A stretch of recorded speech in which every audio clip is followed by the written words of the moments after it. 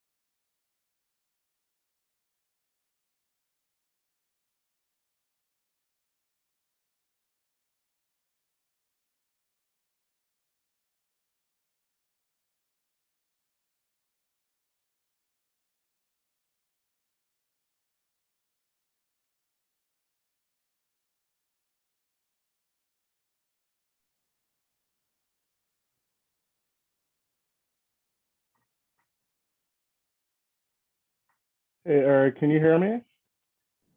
I can now. Yep. How's it going? It's good, man. I'm excited to learn. This is what I do. Well, yeah, you said that's what you do? Yes, you're in like all the meetings, so that's awesome. You're literally here all the time, so you're Well, I'm getting it already in.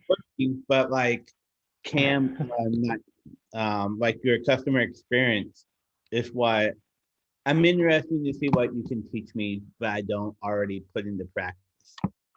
Okay, that sounds like a challenge. So, Because um, I used to work at Shake Shack and everything like that. Have you ever read Danny Meyer's book called Setting the Table? no, The no. transformation of power of hospitality in business. Can is I'll put it in the chat is for like the link, Yeah, let me see. So it's like, it's like I mean, it's a burger shack, right? So how often like you get treated like a number, whereas you should welcome them into your home. Yeah, You know? Like I'm really interested and excited to see what I can learn from you.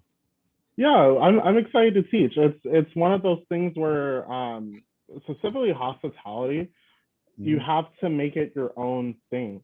If you're following like a guidebook or like a playbook as to how to do something, it comes off as like super robotic, right? So when you're able to actually connect and go the extra mile and really, get to know somebody, it does help you out in the long It run, you helps know? so much, man. I had, at most of the restaurants I worked at, well, I would have, I'd be a cashier, right? Most people would like wait for me to take their order, Right. or trust me to take their order. Yeah, it's And I'm having deeper conversations with them than just taking a burger order. I'm talking about like getting to know parents and like using Ford before I even knew what Ford was. right. Yeah, that's cool. Yeah, when you're able to like actually like make connections like that and literally, I don't know. It helps you out because they speak to other people about it, and then people want to come to you, and you're able to network and talk to people you otherwise wouldn't really get to meet, right? Like Right. I remember when I was younger, one of the main reasons why I wanted to work in a hotel was just because you get to meet people from all over the world, right? You're not just going into office, you see the same people every day. You're really able to like make connections and talk to people. That it's something really magical about that. I think right now, like one of the reasons why I left was because of COVID.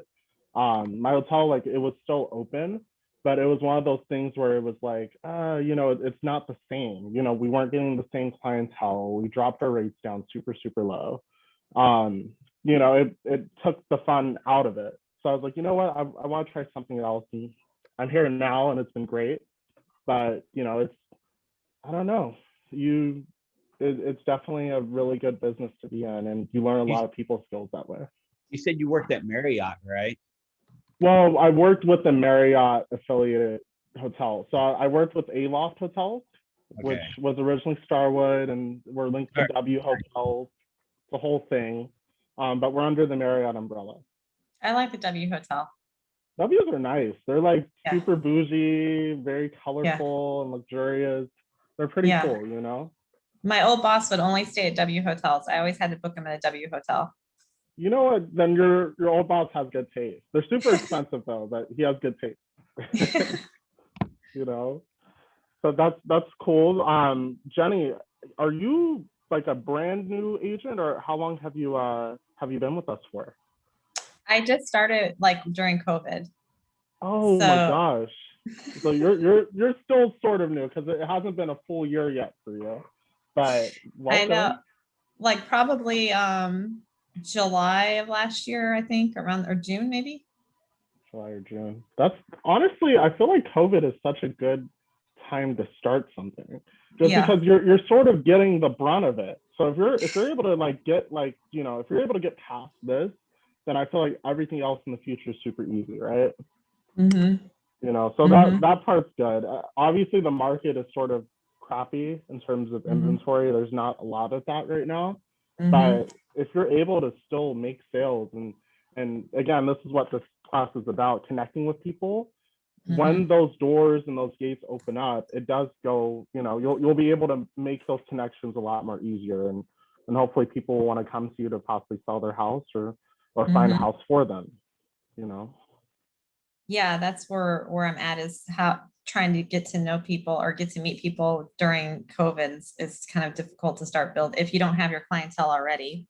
Yeah, exactly. It's one of those things where you want to sort of I don't think store is the right word for it, but you want to meet as many people as possible right now, right? Mm-hmm. Like it's because when things do get better, hopefully June or August around Yeah. summer, and Yeah. people are ready to travel or they're ready to, do things they haven't done before, such as sell a house. And you have people who have been stuck in their house for the past year, and the last thing they want to do is stay there when things open up. They might want to buy a new Exactly. house, right? Yeah. Yeah. So, you have all types of cool experiences that can open up because of it. So, yeah. I think we're gonna start in about 7 more minutes, you guys. I think I'm gonna wait till 11:45. Maybe we'll get a couple more people. Maybe we won't, but either way, we'll wait a little bit longer. Okay. All right.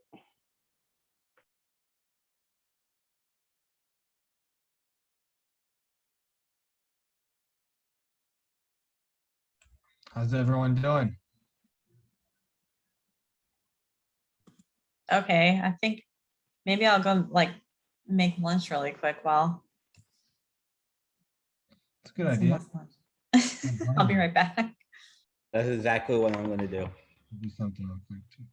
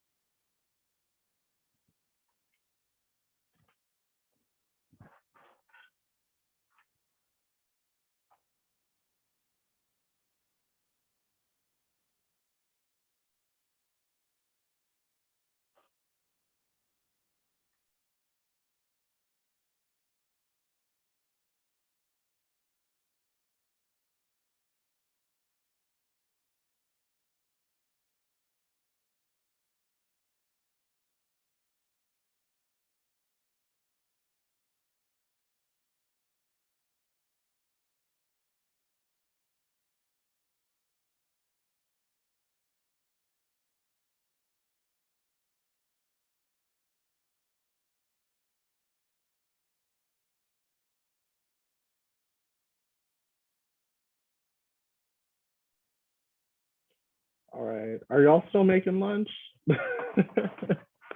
Oh my gosh. It was 7 minutes. 7 minutes. Y'all gotta hurry back. I'll give you guys 2 more minutes till I start, and then otherwise I'm gonna keep going. Cam, what do you think? Grant Cardone always says contacts equal contracts.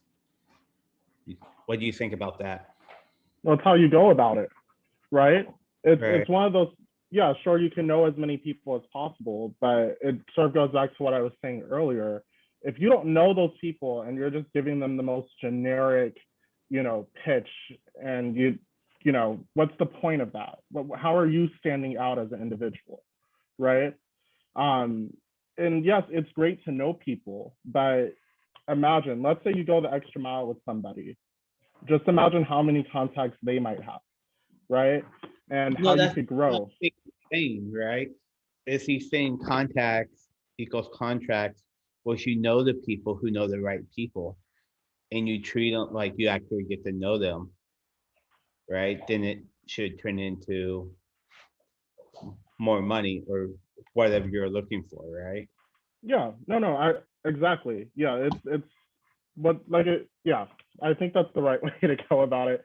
I'll talk about it a little bit more as we continue, Right, but of course. it's but no, that's you're on to the right things, and I'm not too familiar with who that is, but he does have a point. He's a huge real estate guy, motivational speaker Oh, type of thing. He's on the Undercover Billionaire this year, oh, which is on Discovery, where you go to a town you never been to. You have no contacts. You have a fake name. You have $100 and an old car, and that you make a bet to try to build $1 million business oh in crap. 90 days. What? Yeah, Oh, that sounds cool. But and you said it's on Discovery. it's on Discovery. You have to have the Discovery app because they moved it, but Okay. it's on the second season right now. The first season was Glenn Stearns, and he had like a lending company. Damn. Okay. This is all right. This sounds like some next level Shark Tank stuff. Right. No, it's really weird. I mean, like, of course, it's reality, so they can cut it however they want. Right. But the premise of it is actually Yeah. it's like watching him. Like, he's like, if I was Grant Cardone, I could make this happen easily because of all my connections and people would know who I am. But I'm not. I'm so and so, Right. and they don't know who I am. So it's like you have to build. Yeah. It's that. I get it's networking, right? Right. That's cool. But damn. Okay. Well, and I guess that would be it happening in the flesh then. That's pretty cool. In the camera. Lance. What's up, man? How's it going? I'm good. How are you? I'm doing well. You're good? Thanks. That's good. Awesome. All right, you guys, I think we're gonna start. It's been a couple minutes. I think Jenny's still eating. So we'll get started then. Jenny's making lunch for her kids because Oh, they're she's making lunch for her kids? because they're at since they're still doing homeschool or whatever. Oh my gosh. She'll catch up. Okay. All right. Well, we'll get started then. Let's see. All right, you guys. So this class is on the customer experience and building long-lasting client relations. Okay. Here we go. So let's start off easy. What is customer service to you guys? It's easy to explain, right? But what is it? Well, why is it? I mean, I guess I start at why is it called customer service? Like why isn't it? Like I treat them like family, and then they become. You get to know a person better, and then they don't think you're just using them. It's always if you ask for help, especially in LA and being an actor as well. No one wants to owe you a favor. But if you ask for advice, people are more willing to help you because they don't think that you're coming after them just to get a job. So if you treat people like that in customer service, client services, whatever you want to call it, then you should be okay if you just get to know the right person. Exactly. That's a good way to see it. It's one of those things where it's up to you. And Lance, you missed it earlier, but we were talking about it's up to you to create the experience, right? It's it's not a guidebook, it's not a textbook or anything like that. It's you. So you're sort of you are the experience. It's what you bring to the table. If you're able to go the extra mile and get to know somebody, that's awesome. Not everyone's able to do that. Not everyone's able to just open up like that. Not everyone's a natural extrovert. Whatever it is, if you're able to bring something cool to the table, especially as a real estate agent, where it's very, very important to do so and set yourself apart from everyone else who's in LA. LA is an amazing city with tons of real estate and tons of real estate agents. I think there's about 90,000 registered active real estate agents in at least California. I'm not too sure of Los Angeles, but we're a big city, right? You want to set yourself apart, all right? So with that being said, by definition, customer service is the assistance and advice provided by a company to those people who buy or use its products or services. That is the most cookie cutter definition, right? In the real world, going above and beyond and delivering the best type of experience possible. So that goes back to what I was saying earlier, that goes back to what Eric just said. You want to provide the experience. And the best way to gauge this is when you are out traveling, staying at a hotel, maybe shopping at a store or eating at a restaurant, how do you like to be treated? You want to be treated, with the best service. You want to be treated basically like you're going to this restaurant because you've heard good things about it, or maybe you're staying at this hotel because it's a luxury brand. You don't want to have to think about anything. Someone's right there. If you have a question, you feel comfortable asking them it. It doesn't seem like you're burdening them, right? Now, keep in mind, as an agent, you want to provide this to your clients, right? You want to go above and beyond and do the next best thing and provide that same level of service that you expect to receive when you go anywhere else. All right, and that leads us to the customer experience. Okay, so customer service, yes, super cookie cutter. Customer experience is something totally different. And like I said earlier, real estate is an experience-focused business. So as an agent in LA, you have an awesome opportunity to influence and cultivate the home buying experience. And what do I mean by the home buying experience, right? You have people who are sometimes first-time home buyers. You have people who are empty nesters. You have seniors. You have people who have all this retirement money and they're like, I just want to settle down, not have to worry about paying rent. Let me just buy a house. You have all different types of people, whether their goal, it could be a commercial type, deal that's going on. It could be an income property, could be a regular house, could be a condo. Whatever it is, this person, you want to make them feel special about what they're doing. It's a big, big purchase.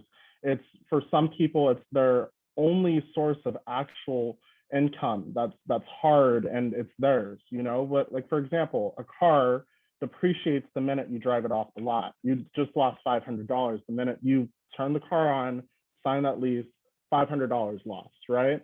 With a house, it's up to you to build on it, or you can let it depreciate and not do anything, and it loses its value. But it's still an experience, and it is a large amount of money being spent. You want to make that person feel special. And you also have to ask yourself, what do you want to provide as this experience? Or do you want it to be a luxury type experience? Or are you going to be working with families? Do you have an image that sets you apart from everyone else who's in LA, right? Do you provide something that others can't? And for example, let's say you want to appeal to families, right? What are you doing to make this agent not want to go to, their friendly neighbor down the street who they've known forever, right? If you want to appeal to families, this family already knows somebody and you're an outside person, what's the point of that? You want to have something cool that invokes them and brings them in. So let's take an example of an experience real quickly, okay? So we have this fictional real estate agent named Megan, right? Megan is known in Culver City as the real estate agent and the founder of the city's favorite gastropub. A top earner, influencer for small local businesses, and an adept chef. And Megan is known to sit down with any potential new clients in their family in her home, cook a cool snack for them from her own herb and veggie garden, and after successfully completing a deal, gives her clients a free copy of her coveted recipe book. Angelique's website is filled with shots of her cooking in the kitchen and testimonies from many first-time homebuyers. Megan is 30, passionate about food and her local community. Given the information above, what is Megan's experience and whom might it appeal to the most, right? So like I said, let's look at what Megan provides, right? We know that she's a restaurateur. She loves cooking. She loves food. She has a lot of stakes in small local businesses. She loves the city of Culver City. She's probably going to appeal to younger people who probably dine out a lot or love to cook and can relate to her on that level. She's providing something that you're not going to get from every other real estate agent in LA. She'll cook for you. She's an awesome cook. She has her own restaurant, right? She's able to provide you that next level experience that you wouldn't find anywhere else. And she obviously has good reviews, right? She has tons of photos of all these first-time home buyers who are younger and feel comfortable making a purchase through her or selling their house. Whatever it is, she's experienced. She provides something that's super cool, right? And the second thing we need to ask ourselves is, how does this experience set her aside from others, right? Like I just said, you're not going to find that anywhere else. She is providing you something that is personal, it's emotional to her, she's passionate about it. And you could, if let's just say you were buying a house, you'd probably be able to fill that, considering most of her life is spent on restaurants and food, right? You would think she'd be passionate about it. And now let's look at why have experiences, right? So the difference between a transaction and an experience, right? A transaction, that's defined by you. So you set the limitations of that. You set the stipulations of, you know, hey, we're going to meet here. Here's the calendar invite, right? It's very boring. With an experience, it's defined by your client reach. So if you're putting yourself into what you're doing and you're able to provide this next level thing, clients are gonna want to come to you. It's not going to be you setting calendar dates and things like that. This is going to be you appealing to even more people and, you know, working around their schedules, just trying to make things easier for them so that they're like, hey, you know, for example, I'm going to keep picking on Eric here, but like, let's just say they're like, hey, Eric, you know, he just did an awesome job. He got everything scheduled for me. It's amazing. I'm going to tell my friend about it. They're looking for a house. A transaction, it starts at the beginning, it ends once the transaction is over. That's it. There's no other further contact with them. You know, that especially in a market like real estate in LA, you want to be able to still keep in contact with your clients and follow up with them. You can do a yearly check-in just to see how they like the house. Maybe they hate the house and, you know, they still like you and they want to buy a new house with you and sell their old one. Whatever it is, you want to be able to still check in on them and keep that outreach going. Well, we'll get into it in a little bit, but there's some really cool things you could do to just keep in touch with your old clients. An experience that lasts and continues for a lifetime, right? So you still want to know and maybe have some type of log of all of the transactions you've done and all contracts closed, so that you could still reach out to your former clients and see how they're doing. Maybe they have a family, check in on them, right? A transaction just covers the necessities.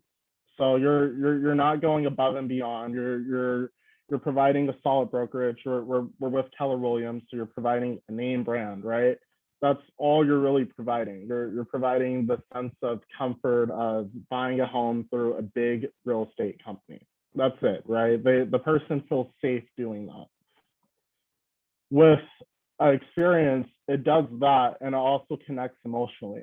And again, this is something we'll get into a little bit more as we continue. but emotionally connecting does so much more than just like covering the bases, right? When you're able to connect emotionally and actually care, and you want to know how someone's day is going, or just something as small as that, it does go a long way. You just broke a barrier that otherwise wasn't there. You broke the ice, basically.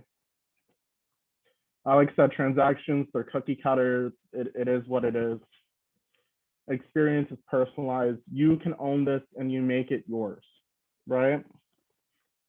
And with the transaction, success is proven, but it's not extraordinary. And we'll get into that. It's, yes, you just sold a house. Yes, you got commission for it.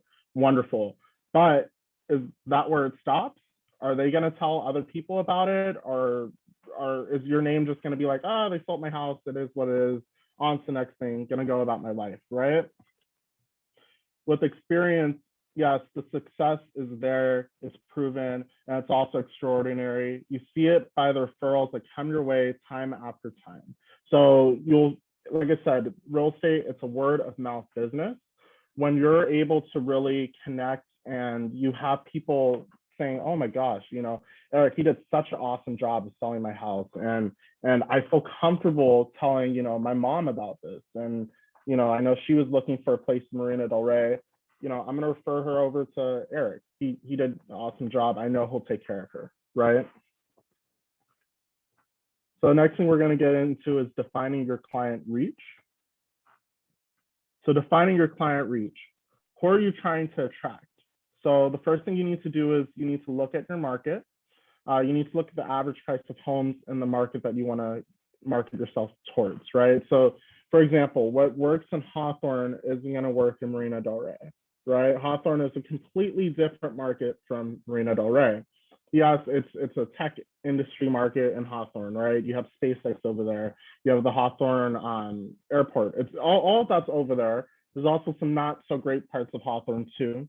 Marina Del Rey is the marina. You have a lot of older people there spending, you know, millions of dollars on houses, and it's different market. So what works in Hawthorne that you might have planned and you have this awesome pitch and experience that you're like, oh, this is amazing, it's working. It's not going to work in Marina Del Rey. You have a very small chance of it working, right? And the next thing is, when are you going to have the most success? My bad. Where are you going to have the most success, and by what way, right? So yes, if you're selling all these condos in Hawthorne, maybe that works for you, but you're not going to be able to sell all those condos in Marina Del Rey with the same exact approach, right? Maybe you'll have more success in Marina Del Rey because, hey, you have like 5 or 6 clients with, you know, $6 million houses. Yes, it's only 5 or 6 clients, but that's a lot of commission in your pocket. It works for you. You're able to get it, you know, the ball going. It's consistent. That's great. But you have a foolproof way that you know works. You have an experience that you provide that people are comfortable with, and you know it works out great. The next thing you need to keep in mind are long-lasting relations and the powers they hold. So this is where it counts, right? This is Barbara Corcoran. She's from Shark Tank. She's also a real estate person. She's a big-time real estate mogul. She said a funny thing happens in real estate. When it comes back up like gangbusters. I had to literally look up gangbusters. I have no idea what that is. Sorry, I think I just got attacked by like a spider. Jesus. Sorry about that. I'm in like an old office over here, and a spider just like floated down. That was. You afraid of spiders? Oh, I hate spiders. But Yeah, just I can for tell. you guys, I'm gonna power through. I don't know where the spider went, so it's somewhere around here. But yes, I'm gonna get through it for you guys. Okay. Oh, thank you. You're welcome. It's a little traumatic for you, but thank It's you. very traumatic in this dark, dusty office. That's like I said, I'm gonna make it work. Now we're gonna see you like looking up at the ceiling the whole time. Yeah, I'm gonna try it. All right. So Barbara, she said it comes back up like gangbusters. Again, I had to look this up. Have no idea what that meant, right? So I guess like gangbusters, it's like the popo, or you know, it's anyone who comes back consistently, right? So let's say you're good at connecting with people. You're gonna have people who keep coming back to you consistently. That's amazing, right? And I also put a chart here. This was provided by Keller Williams, but it was just Hey, Cameron, it's a good, yeah, what's up? you can't see the chart. You can't see the chart. We haven't been, if you've been doing slides, I haven't been able to see the slides. Are you serious? What? Yeah, what I've just is been watching you talk. Yeah, I Oh didn't my even know there gosh. were slides. Jesus. All right. Well, that means I'm doing a good job then if I'm just talking. I Jesus did see your Christ. presentation. I saw before you started, I did see something, but not What? now.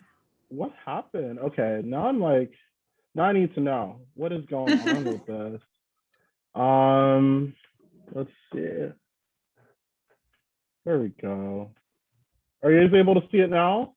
Yeah, Yeah. Yeah. Okay. All right. Sorry about that, y'all. That was a little weird, but that's all right. let's see. All right. So this is a good chart that sort of just breaks down everything, right? And it goes back to how you treat the person with their first purchase, right? Someone, they buy a house, you're trying to find the house for them. It was $1 million house. You made 3% commission. That's 30 grand in your pocket, right? 10 years later, you kept in touch with them, right? They're like, I don't like my first house. We want to move up. It's a bigger family. They contact you. We want you to sell the house you got us, right? So that's awesome, right? You know the house, right? Then they're like, we also want you to find a second house for us, right? So that house, it gained $800,000 over those 10 years, right, in property value. 3% commission on that has jumped to $54,000 off that $1.8 million sale. Second home, you make commission off that. That's 75 grand, right? You just made basically over $125,000 with just from that transaction alone. You have that 30 grand, you're at $155,000 from the same person that you've been able to keep a good connection with, right? 10 years after that, they're like, yeah, we want to move up. The kids are moved out. It's, we want to do the next thing. We have a lot of money. We're older. We want to just settle in. This should be the last time we move, right? That second home that you found for them gained $500,000, right? So now it's a $3 million house, 3% commission, 90 grand, right? Their third home, they want you to find that third house for them and close the deal. That third home comes out to 3.5 million, right? You made $105,000. Now, altogether, just from 20 years of knowing that person, and 20 years is a long time, but you got to look at this, right? $354,000 from one person alone. Now, just imagine if they felt comfortable coming back to you for over 20 years, they probably referred some people your way too. So that 354,000, it could be 600,000. It could be whatever that number is. If you're able to connect and really move forward and have people want to come to you, right? That number could be so much bigger than that. But that, again, this is just one person. Just imagine you're able to just keep this going and you really devote yourself to helping people, right? This $350,000 could be multiplied by 10 people. That's 3.5 million. And honestly, we have really good agents in this office who are just great at connecting with people, right? Like people who are constantly in the top 10. Like you have Tiffany Chen, she's #1 agent for 3 years, right? So she's good at connecting with people. She has this, connection system. Maybe it's through her Instagram or maybe it's through word of mouth, but she's able to connect to people on a much different level, right? And it works out just like this. And this is where you want it to stick, right? And again, it goes back to what I was saying, 80% of your revenue comes from 20% of your existing client base, right? That's a big number, right? So right now, if you're new, maybe you don't have a client base, maybe you're building it up. You probably know people, you're an agent, you have friends, but 80% of your revenue comes from 20% of your existing client base and the people they know, right? So you have a friend, they're like, Lance is out here and he's trying to make, a sell, I want to help him out. I know someone who wants to buy a house. They send them your way. You provide the best experience possible for them, right? You're going above and beyond. They feel comfortable with you. Now you have word of mouth. Now you have them talking to people and being like, oh, this dude Lance, he's awesome. He killed it. You know, he found me the house I wanted. It worked out great. Now you have all types of different people coming to you. It could be for small things like condos. Maybe they want to sell a house. Maybe they know you could just, if they give you a description of what they want, you could just hunt it down. You find it for them. Maybe you're good with kids. You know, maybe you, whatever it is, you have something that's different from everyone else that makes you stand out. It's not just a one-time transaction, right? It's not like it starts at the beginning, then it ends. You're providing an experience that lasts a long time, right? Sorry, you guys. Sorry, I'm doing like 3 jobs at one time right now, so I have issues going on with the building. And just got a text. Give me 1 second. Sorry, guys. I will be giving 2 minutes. I'll be right back. Okay. Sorry, I hate to do this in the middle of a lesson.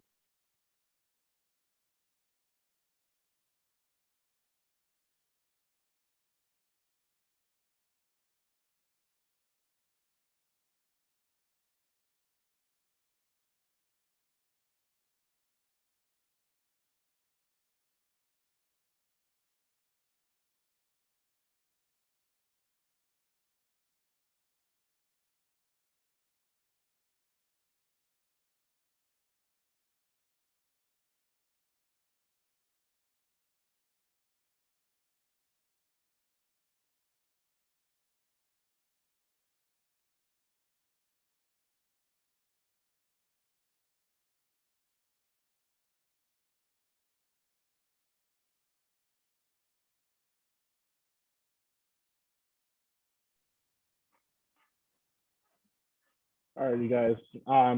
Sorry about that. I'm back. But yes, sorry, we had an issue where we have this escrow bungalow in the back. It we've ran out of keys for it. We had a locksmith come by, and then the locksmith is like spamming my phone with text right now. Like, who the heck is texting me? Because I'm teaching this class right now. I honestly forgot, so apologize about that. But I'm back. But to go back with what I said, 80% of your revenue comes from 20% of your base. You want people to stick with you, right? And then the other 20%, to round it out to that, you know, your full client base, 20% of that will be from new clients. And in the past, you know, when things were normal, you know, last year before COVID, a quarter of that used to be from walk-ins, right? But due to COVID, it's not a thing anymore. So for those new clients, you sort of have to put yourself out there and expand your base, especially right now. You know, like right now, people aren't going out. You're not going to be able to network at events or anything like that. You have to organically find those people and make them want to come to you to sell through, right? And 20%, yes, it might not seem like a good number, right? But let's look at you having 10 contacts, right? 10 people who potentially want to sell with you. 8 of those 10 you know, right? You know those people, you've had connections with them in the past, right? But you're missing out on 2 other people that, you know, they could possibly have $4 or $5 million houses, again, in Marina Del Rey or wherever it is. They could have really nice houses and you just missed out on commission, right?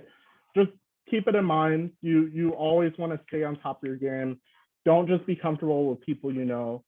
Put yourself out there. Let people see all of you and be organic about it. Don't limit your potential for new clients. All right. Right, and then this is where you don't really want it to stick, right? 25, let's say you have a bad experience, right? 25% of those people will, this is all out of 100, right? I'm looking at the percentages, they don't make sense, but 25% out of 100 will want to switch to affiliated brokers, right?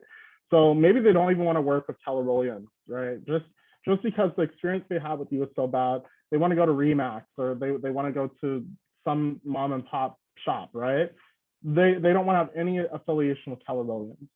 35 out of 100 will leave a review, right? And you don't really want a bad review, you know, sometimes, especially for like, if you've had multiple transactions, Google can sometimes populate a page for you, or maybe you have a Facebook page.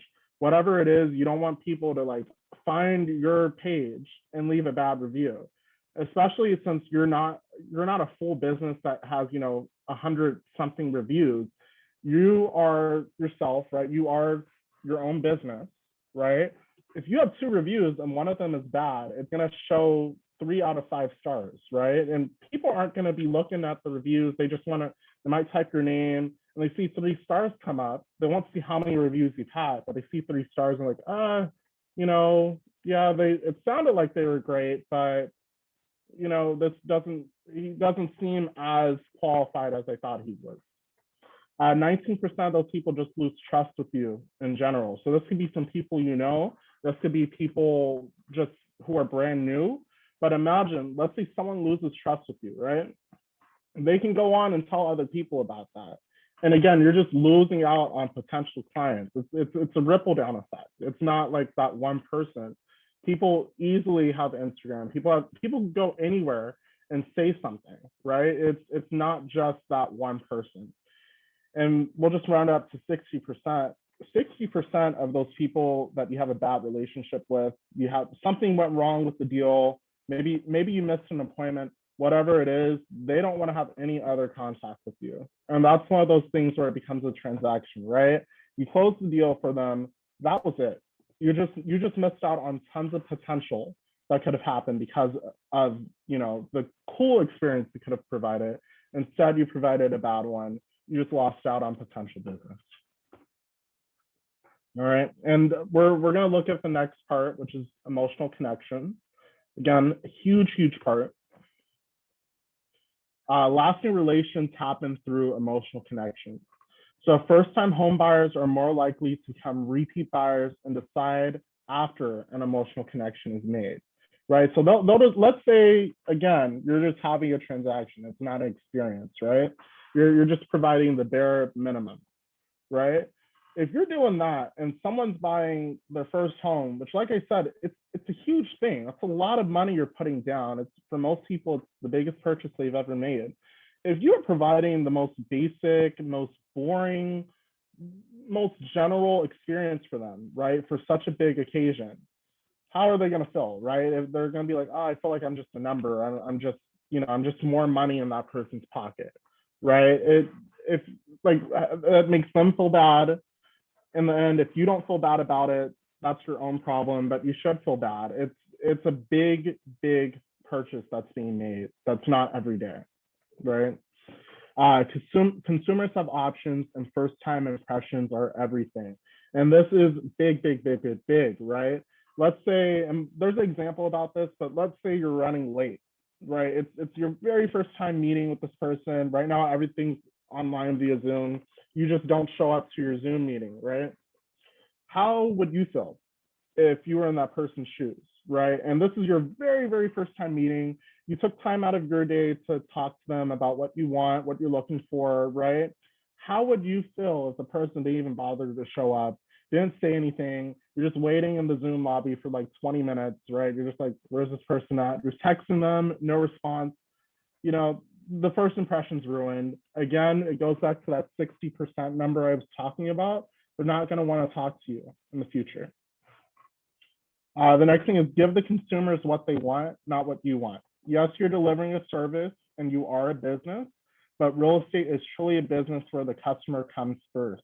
It's not about you, all right? It's about what your client wants.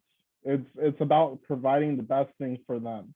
Yes, you can provide an experience, and that is all you, but in the end, it's what your client wants. So if they are coming to you because they know your experience, they know you close deals, they know you're able to negotiate, you should be able to bring that to the table, show out for them, give them exactly what they want.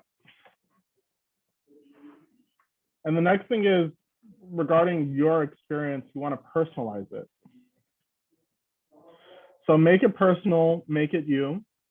And think about our example earlier with Megan, right? She's an astounding chef who's adept with food. She used it to her advantage to stick out, that she has this cool thing she does, and she owns restaurants and she cooks. She's able to stand out with it, right? So when you're trying to figure out, how can I stand out, right? How do I make this person talk about me?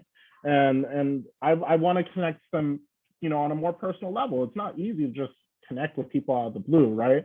If you want to talk to somebody and provide them something that others can't, think hobbies you do. Maybe you write music, right? Maybe you play piano. Maybe you love cars. Like for me, I'm a big car addict. Like I know cars like that, right? If I'm able to connect and use those things, the person, they have a cool, like, I don't know, they have a Mustang Fastback in their garage. I could talk about that, and you just gain cool points with that person, right? You can think pastimes, sports, whatever it is, anything is on the table, right? As long as you are having fun with it, you feel comfortable in what you're talking about, you feel comfortable with that person, right? And you know how to integrate it with your experience. That's when connections are made. That's when people feel comfortable and you just broke the barrier and you have those longtime clients who keep coming back to you. And the last thing is be extra, and then small print ordinary, but be extra, right? Real estate, it's an amazing business where you can be extra, right? You want to be loud and you want to stick out. You want to be the sore thumb, right?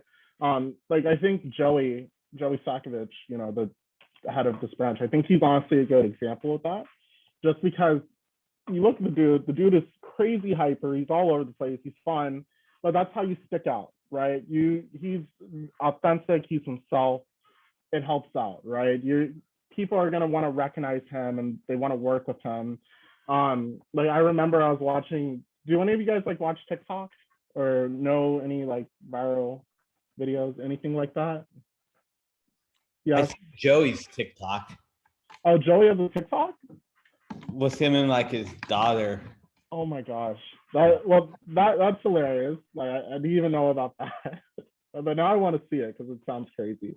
But there was like a funny TikTok where this guy, he's a sales agent at a car real estate, not car real estate, at a car dealership, right? And his whole thing is like, where the money resides, where the money resides. He has like a whole dance that he does, and it's hilarious. And he has people coming from all over Texas, which is where the dealership's at, just to buy a car through him, right? Just like any car. It's like a Toyota dealership. It's a basic car dealership. And people are coming there because the guy's awesome, right? They go online and he has good reviews. He has this funny pitch that he does. He's able to negotiate easily. You feel comfortable approaching that person, right? You want to have a cool experience like that. Or just be authentic and be yourself, right? So I was gonna put this into a two-part section. I'm starting to think we could probably knock it out. 12:20. You know what? It is technically class ends at 12:45. I think I could blow through this next section today. There is supposed to be a two-part thing. This next section, it sort of covers all the base work we talked about and how to put it in motion. So if you guys are down to stick around, we can get it knocked out. It should probably be about, I want to say maybe 15 more minutes. So we should be done by 12:40 to 12:50. Is that okay? Yeah? Okay. All right, let's see. All right, so section 2, creating your experience, right? So step 1, know your market, what fits and what doesn't. Right, so again, it goes back to what I was saying about Hawthorne and Marina Del Rey. What might work in Culver City might not work in Hollywood. You want to know your preferred communication styles. Are you appealing to people through social media? Maybe you have an awesome Instagram page, right? And you have everything listed on there. I was talking about it in a prior class about social media. Maybe your thing is social media. You're an influencer. You post all your properties that you book on there. Everything in your portfolio, it's in public, it's on an Instagram page. Maybe that's how people reach you. Maybe you're on Facebook. Maybe you're old school. Maybe you're emailing, random people. Maybe you're door knocking. Whatever it is, you have something that is you and it works. Are you more geared towards families, right? Is your approach working? So again, if you're on Instagram and you're appealing to, people who are, in their 30s, first-time home buyers who might not have families, That approach isn't going to work in family neighborhoods. It's not going to work in a place like Mar Vista or Cheviot Hills, wherever it is. It's not going to work, right? You're not going to be appealing to the right person who has a family, maybe someone in their 40s who, you know, have kids, right? That's not going to be the best method for that. And sorry about that. And you should know your base and the best way to grow your audience, right? So you want to, again, if you're networking and you're trying to get to know people, you want to be able to grow your chain of contacts per se, right? You want to be able to expand your reach. And like I said, real estate, it's a business where it's all about networking. So if you're able to expand your presence and you have a method that works best for you, and you see it growing and you see the numbers, then stick to that method. Stick to that method. But keep in mind, it's not going to work in every single market that you're in. It only works for that market. So if you want to grow your audience, find other ways that work, integrate it all into one system, and then you're good to go. And know your value proposition. Mission statements are great. So if you have a website that you use and you're not just on one channel and you're not just on social media, if you have a website that you use, think of a mission statement, right? Think of something, again, this sort of sets you apart. You have a mission statement, you have a value proposition, and you care about what you provide, right? So here's what I challenge you guys to do. Take some time and think about what things you value most, put it into your brand, showcase it to the world, right? So if you have a website, and again, the Megan example was awesome just because she's passionate about food, right? She showcases it to everybody. You have maybe she's a good vegan cook, right? You have vegan people in LA, which is all over the place. You have a ton of younger vegan people who are first-time home buyers who want to come to Megan because they're comfortable going to her, right? Showcase what you're passionate about. And just to continue on that, you should be able to explain what you provide to your clients, how you do it, what it means to you, and why you care to conduct business this way. Again, this would go into your mission statement if you do ever create one, but talk about, you know, your ethics and talk about why people should come to you. Talk about your backstory. Whatever it is, be honest, be open up, and people will feel much, much more comfortable coming to you about, especially a big, big purchase like this. People will feel way more comfortable. So step 2, listen to feedback. All right. So feedback is your best friend. There's no way around it. It's your best tool, right? So don't take feedback as, you know, oh, this person's putting me down. Oh, they're saying I could have done better. Yes, you could have done better and work on it, right? Take it constructively. Listen to what people say, right? So if someone's saying this person was late and it seemed like they didn't care, but in the back of your head, you're just like, you know, I told them I was running 10 minutes late, and, you know, maybe my tone of voice wasn't the best when I said it, right? So that person, they're saying, oh, he didn't care. But to you, you're like, oh, I cared, you know, I apologized and everything. But the way that you said it, you know, came across as, you know, that's not the best way he could have said that. He could have had a little bit more passion when he said that.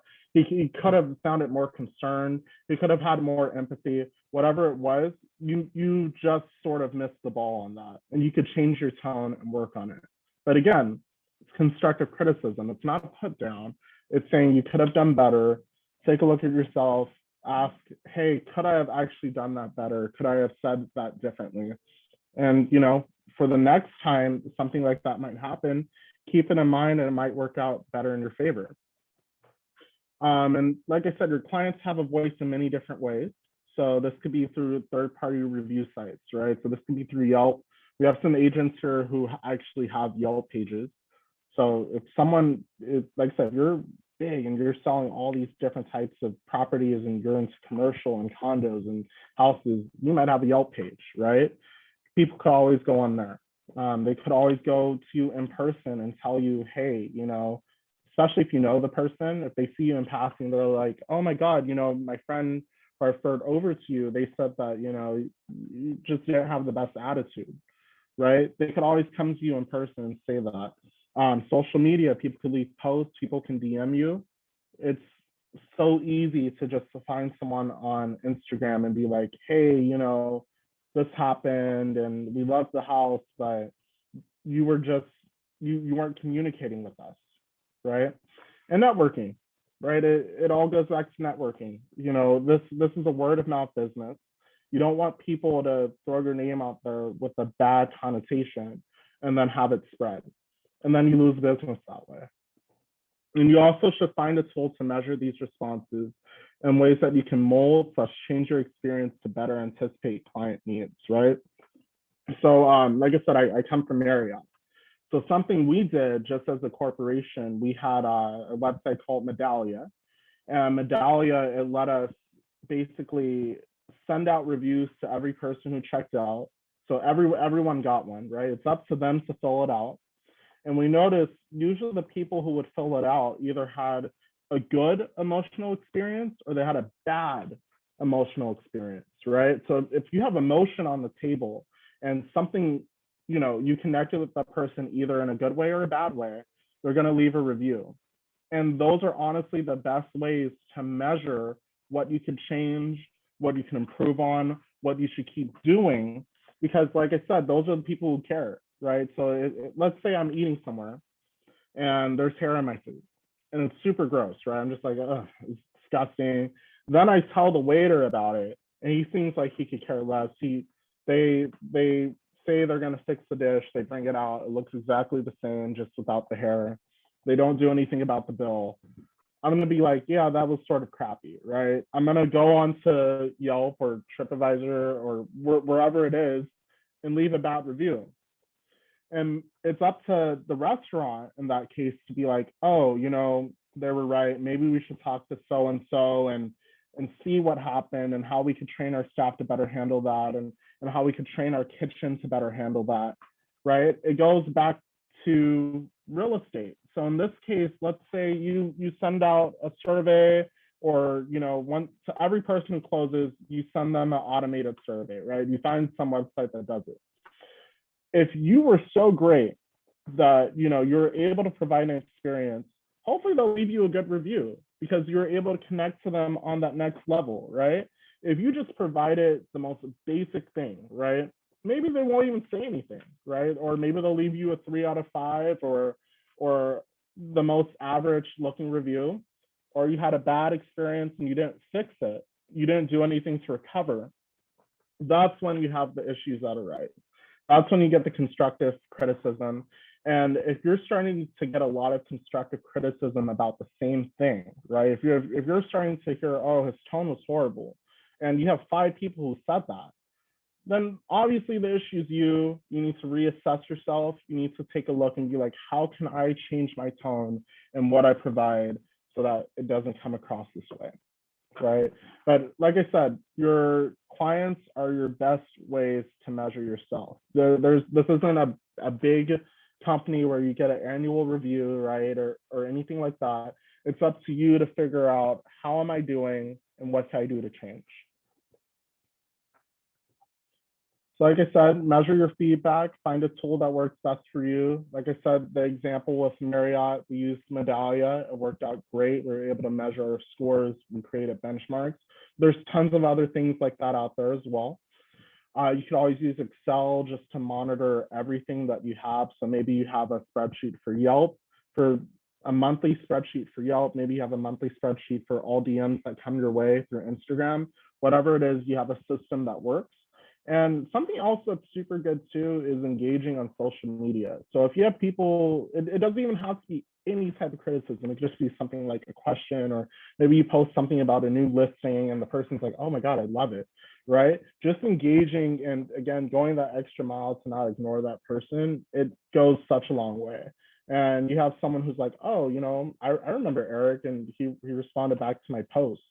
You know, maybe I'll hit him up. I know this condo that I saw and I want to move forward with him. And like I said, these are all some examples. There are lots of different methods you can use to track these types of things, but you're not limited. You always want to keep on top of what you're providing and how you can improve. Like I said, constructive criticism, it's advice, right? So never take feedback as disruptive, even when it seems negative. The tone of feedback can be lost when it's read and not verbally said. Beware of how you react. What you're saying can be misconstrued by the tone of your voice and your body language. And speaking of body language, does anyone know how much of our communication is represented by body language? Do you guys know? 80%? I'm sorry? 80%? 80%. Yes. So that is, I think it's, oh, no, it's actually 93%. So oddly specific number, but it's still a really high number, right? 93% of what you're trying to convey is expressed by your body language, right? So if I'm up here, right, so I'm giving this presentation, if I'm just laid back and I'm just like, I don't want to be here, and I'm just talking like this, not looking at the camera, what does that say to you guys, right? Like it's saying, oh, he doesn't want to be here. Yes, it sounds like he is, engaged and he knows what he's talking about, but when he's like this, he's nowhere to be seen, or his arms are crossed like that, right? It shows that I'm lazy. It shows that I don't care about what I'm talking about, despite my tone of voice, right? It just all got lost by me just closing myself off like this, right? So just keep it in mind, the way you stand, your positioning of yourself, even when you're sitting or you're standing up or if you're slouched over, all of that has different ways to mess up what you're saying.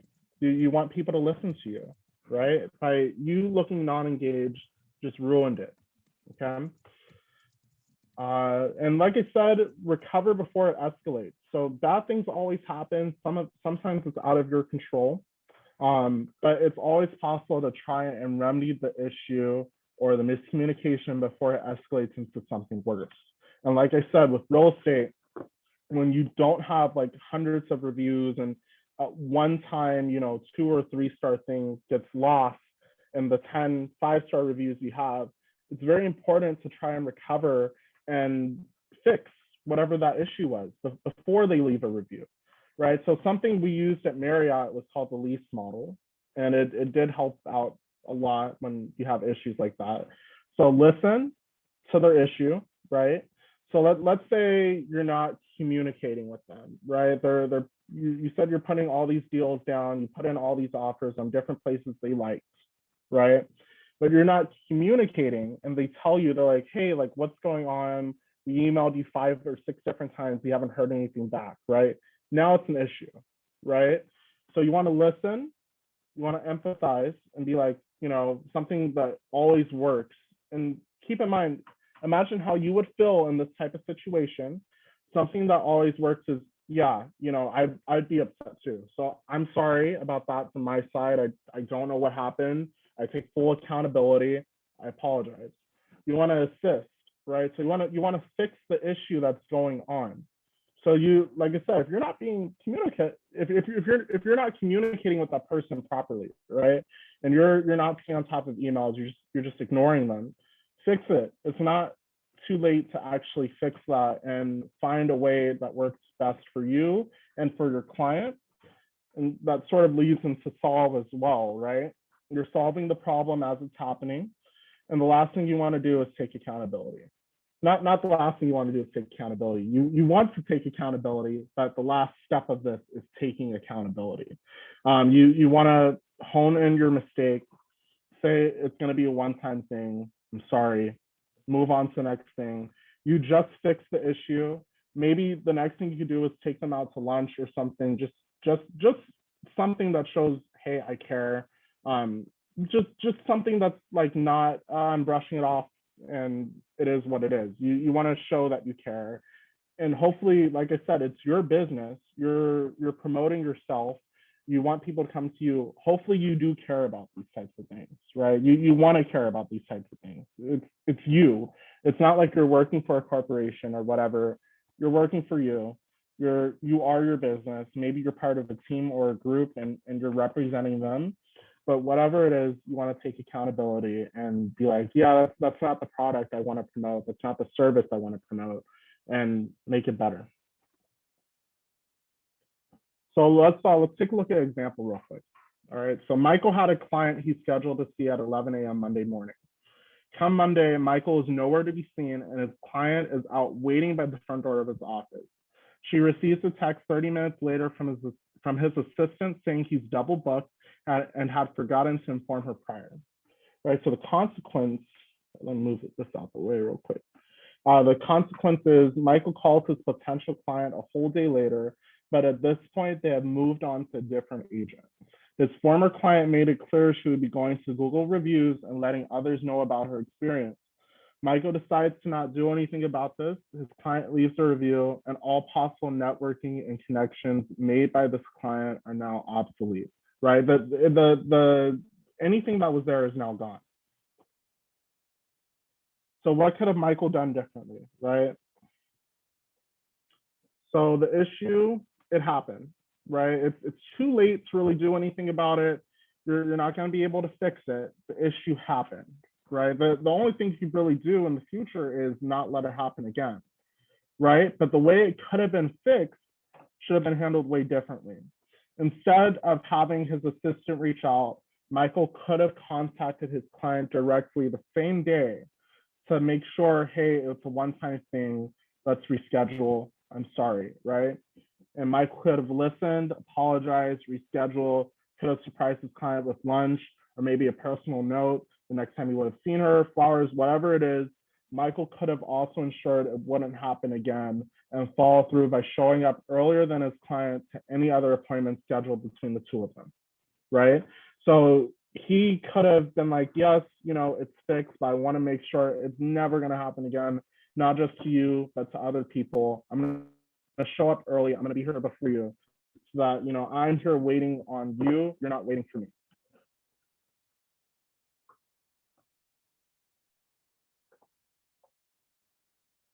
Sorry. So consequence, Michael's client still decides to broker through him. She also leaves a good review. What would have been a missed opportunity and a bad review was recovered. Michael's client still mentioned in her review that Michael missed their appointment. However, she also notes that he cared. It was an honest mistake and he fixed the situation. So the next thing is surpass expectations. Provide what others can't. There are roughly 90,000 licensed and active agents in California alone. So what are you going to do to set yourself aside from the pack? This is where it all goes to creating a brand and having something people can identify you with. And you have to ask yourself, what are you passionate about? What can you do that you're confident in or think is cool? And how do you bring that to the table, right? How do you, sorry,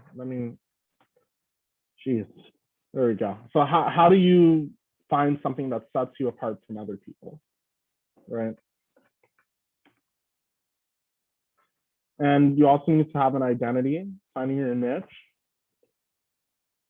And by identities, right? Let's take a look at some things that are already established, right? They already have markets, they have pool, right? So Ritz-Carlton, Unparalleled Luxury, right? They're top luxury brand. Everyone knows who they are. Target, everyone knows what it is. Easy, cheap, they're everywhere, decently priced. Toyota, reliable. Bernie Sanders, politician, socialist, super liberal. Donald Trump, actor, non-politician, in Home Alone. Sorry, I'm trying to crack a joke and delivery on that was horrible, but it was a Donald Trump joke, so sorry about that. Let's see, but let's take a look at Ritz-Carlton real quickly, right? So these brands, the people, they are known, they have established markets. Ritz-Carlton, it's for the high-class traveler, right? Where should they market? What places are they going to have success in, right? So what's the point of Ritz-Carlton marketing in, I don't know, the middle of Alabama, right? Who's that going to appeal to, right? It's a lower, the state in general is a lower class state. The amount of money that's in there is not that much high. It's not a high amount of money that flows in there, right? There's no Ritz-Carltons in Alabama. So what would the point be of advertising in Alabama, right? They also need to ask themselves, where would their money be best spent in terms of advertising? So if it's for the high class traveler and it's for someone who's more wealthy, you know, most of the price points are between the $300 to $500 range per night. It's probably going to be someone who's a little bit older, right? Maybe someone in their 40s who would stay at a Ritz-Carlton, you know, all the time. They're not going to have that much success in Instagram, right? Their money might be better spent with Facebook advertising. So it's something else you would have to keep in mind. If you're trying to market towards families, and you're, again, all your marketing material, you're paying for all the Instagram ads and you're promoting through Instagram, what's the point of that, right? You should probably be going to Facebook or even Twitter in this case, right? And spend most of your money there. Otherwise, you're not going to be seeing the amount of return that you would wish if you did stick with Instagram. And you, like with Ritz-Carlton, where are they known for specifically, right? Like they're big brand, they're linked with Marriott, they have hotels all over the place, they're super, super, super nice, they're ultra luxurious, right? And they're good at it, right? You need to figure out what you're good at. So it's, like I said, you're providing an experience. So you want to provide something you're confident in and you feel passionate about, right? So the people who work for Ritz-Carlton are probably really passionate about, you know, providing a high-class experience. They're probably travelers themselves, right? You want to be passionate about what you're talking about. You want to practice what you preach. And like I said, find what you're good at and flip it. So let's take a look back at Megan, right? She's the good cook. It's probably the third time I've mentioned this example, but it's such a good one, right? She is passionate about food and it sets her apart. So you should really think about what sets you apart. Think about it and make it happen, right?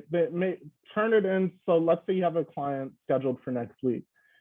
Try to go that extra mile and really connect with them and start talking to them. And if you're able to provide something, but like I said, right now, COVID, it's a little bit harder to do.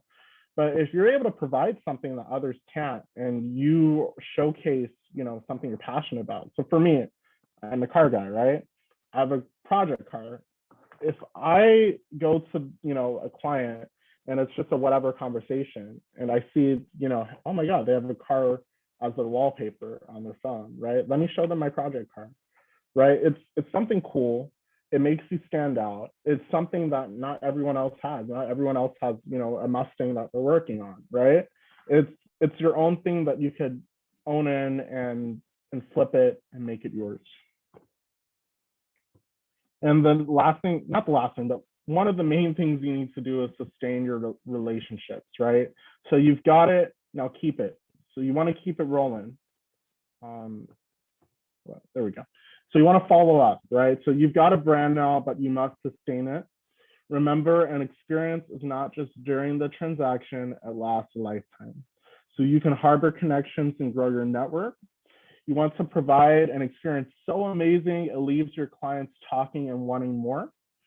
And you want it to have that trickle down effect. You want a network, you want your name out there, you want people to talk about it. And you want them to maybe bring it up at a dinner and talk about their new house. And then be like, oh, you know, Lance did such an awesome job of coordinating everything. Or Jenny, she was great at just getting everything done. You want to keep that consistency going and you want your name out there. And find something that works best for you, right? So when you're trying to follow up with people, maybe you follow up with any of your past clients to see how they like the new house. You check in with them, you know, once a year just to see, hey, you know, how's everything working for you? You know, I noticed you guys wanted the pool. It's summer, it's hot. Hopefully you guys are using it. Just little check-ins like that. They do help out. You can be old school and send them holiday cards. We have an agent here named Rob who I want to say almost every other holiday there's something he does for it. Like he sent me what's the next thing coming up? St. Patrick's Day. He sent me a bunch of St. Patrick's Day stuff that he was like, hey, I send this out to all my clients, you know, maybe you guys could use it at the office. Things like that where, you know, he has something so cool and different, right? Who's sending out little 4-leaf clovers with their face on it saying, you know, Rob, right? That's sort of cool. It's his own thing. He took it. He likes creating things like that. He turned it into his brand. It's now an experience. It's what he does. He sends it to old people. He sends it to potential new clients. He sends it to everybody. So I think that is it. In summary, real estate is all about experiences. You want people to remember you, not just off your name, but what you bring to the table, right? So you want to show that you care. You want people to feel comfortable with you. You want to build emotional connections. Once you have these emotional connections, people are more likely to respond. And again, this can be both positive and negative, right? So of course you want to build positive connections, right? But people will still respond to negative connections, even more so than positive, right? So you don't want to be riddled with a bunch of 1, 2, 3-star reviews when you know that you're better than that and you can provide better things. But that's what you were left with, right? So you want to go above and beyond and provide that next level emotional connection. And define your market. Now, every approach will work across the board. So like I said, you know, what works in Culver City won't work in Marina Del Rey. Make it personal. You are your own unique and beautiful person. Open up, be vulnerable, let others see it. Being extra is key. Feedback is your best friend, not your enemy. If things aren't going your way, recover and go above and beyond. Remember, treat your clients how you want to be treated to provide that next level service that you always can. Establish yourself and keep the momentum going. You just work super hard to provide a wonderful experience. Don't let it fizzle out, right? You just work so hard to close this deal. What is the point of, you know, this person you just connected with, you know, who's awesome, right? You worked with them for a month to try and sell their house or find a house for them, right? You don't want to let that fizzle out. So yeah, that is it. I think we're done for today. If you have any questions, always email me with this email. Thanks for this presentation. It will be available online if you guys want to check it out. Did you guys have any questions, by the way? I know the second part we sort of just breezed through really fast, but no, we're good. Eric, I feel like I have to impress Eric today. He was like, I want to know if I'll learn something new. Did you learn anything new or not really? There was a few things. The lease method, you know, that's something that's new. Makes sense. Never saw that. So, lease is like, yeah, it's a good acronym. You know, it's easy to remember too. I'll be in the office tomorrow. If I think about anything else, I'll be in the training room if you want to stop by, because I know you'll be there. I'll be here. So please, yeah, I'll stop by. But yes, you guys, that is it for class. Thank you so much for stopping by. I'm gonna go eat lunch in a little bit, but hope you guys enjoy. Yeah. Thanks, Cameron. Bye, you guys. See you, Bye, Eric. Lance. Bye, Cameron, Eric. Guys. Bye, y'all.